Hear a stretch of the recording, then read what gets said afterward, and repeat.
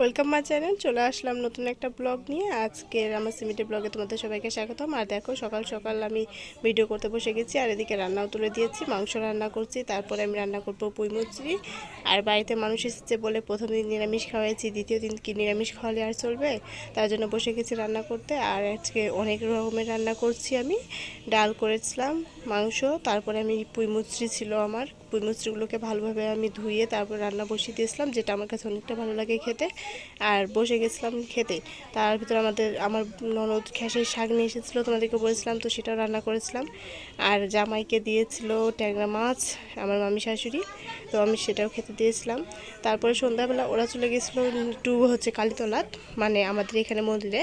তো সেখান থেকে ভোগ নিয়ে এসেছে, পায়েস আর খিচুড়ি সবজি, সাথে সন্দেশও এনেছিল।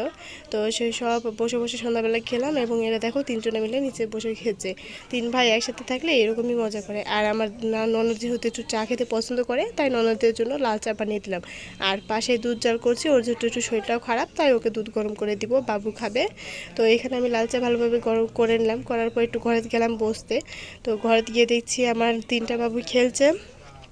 আর আমি ভাবলাম তোমাদের সাথে একটু ভিডিওটা করি। আর দেখো আমাদের ডিস্টার্ব করার জন্য উঠে গেল উপরে, আর আমাকে বলছে তোমাকে তো আমি ভিডিও করতেই দিব না। মানে অনেকটা মজা আর খুনসুটির ভিতর দিয়ে আমাদের দিন যায়। তো ভাবলাম সন্ধ্যাবেলা একটু ওদেরকে পিঠা করে দিই।